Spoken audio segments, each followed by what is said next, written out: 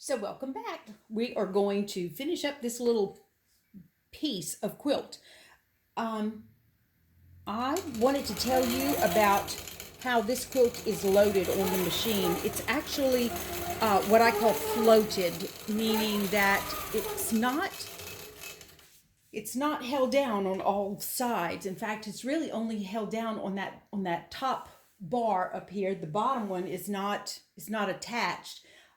I just work with it as I go. I put down the seam here so that the edges are nice and straight and flat. And then the rest of it just sort of has to work out somehow. And somehow it does. So we are back to, this is where I left off. Oops, I forgot to put the clamp on. I'm really bad about this thing right here. Okay, this is where I left off when I was working on it earlier. I did this side for the first video. I'm going to do this side now, and I'm going to show you a couple of things. This does not have a stem. Notice, I'm going to try to do this without a stem. Not that it's difficult, it's just rather, I don't know. I don't know what the word would be, and I don't like it. It's easier if you have a stem, so forget that no stem business. You see how I do that quickly? Okay, and I'm going to switch the way that no, I had just done that. Okay, so going on.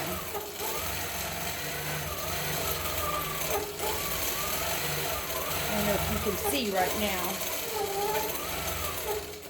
Ooh, I don't like that. But it's going to stay. Drop in a little scroll right here.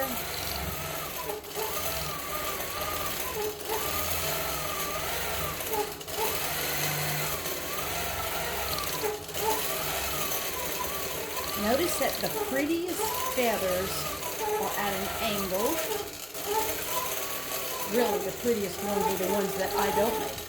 Those are the ones that people have that are so nice and even and perfect, but I can't do perfect. So I do the next best thing, which is easy. There we go. Now, I like to, no, that's too far. I like to add as many elements as I can, and so I'm going to just drop in a leaf right here. And it's going to look funny until we just go around it with another feather. And then you won't really notice, like most of the motifs, you won't notice it until you really look for something. Okay, let me think what I can do now. Let's do a different kind of feather. Let's do, I love these. Once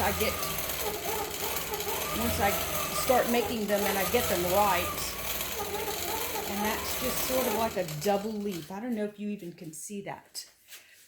Can you see that? It's, and I'm talking about these right here. You just make a little dip when you are making your leaf, and then you come back out and you finish it up. It's that easy. It doesn't seem like it's easy when you first do it, but you just have to practice. Always, everything, just you have to practice. You need that muscle memory from lots of practice. So, here we are, moving back. Now this, I did not put down stems, and it worked out really well, but that is in part because I have made so many scrolls, and this is kind of my favorite way of doing it, just very improv, figure it out as you go kind of thing.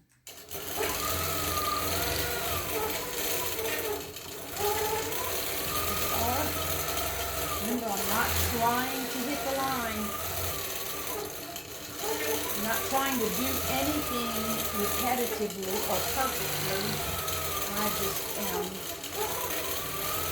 just trying to get some scrolls down here. That's it. Pretty much it. When I get a little bit bored, because that's possible, I do get bored easily, I will do something different, add in maybe, I call it a tree, 3 or 4 scrolls together, and then get back to the norm over here. I'm trying to fill in as much of those spaces as I can with the couple of scrolls that I'm going to make. Get back on track. Look how easy.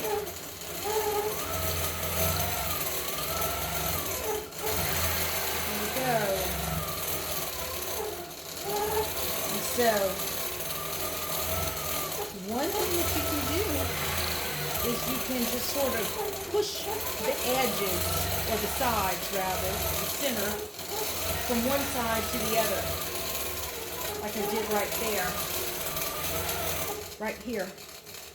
I wanted to make, I have, the scrolls are almost the same size here, so I wanted to make something a little bit different. And I just sort of pushed the edge of that scroll right there.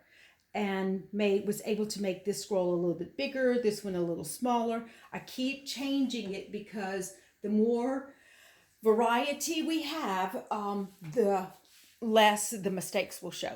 And, you know, I guess that's the goal, to make it look like there are no mistakes. I don't know if this helped you at all, but that's it. This is all I do. I do, however, have a lot of motifs. In fact, I keep a box of motifs. When I think of something or I come up with something, I have a little box.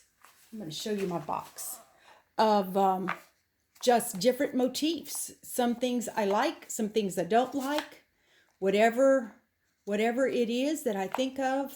You see, I put that on a little card and put that in the box. And when I'm stuck or I just want something different, then all I do is look through those cards. Generally, they look better on the quilt than they do on the card. Thank you so much for visiting and for watching the video. I appreciate it. Goodbye.